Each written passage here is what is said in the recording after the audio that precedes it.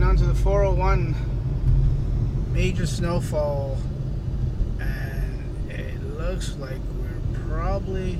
Oh, Express is moving pretty good. The collectors, as you can see over here, are at a standstill. So I don't know if there's an accident there or if that's what we're in for. In the Express once they merge at the 410, but it's not that bad so far.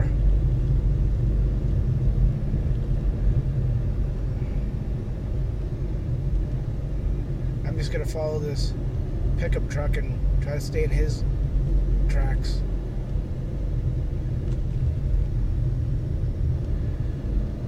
We're doing about 40, just like I assumed. About 40. I'm happy doing 40, that's good.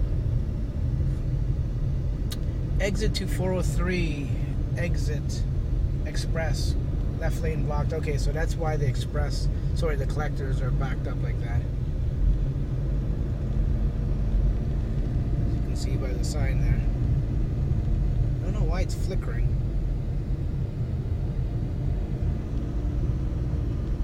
Okay, I'm gonna take this off and start to drive now.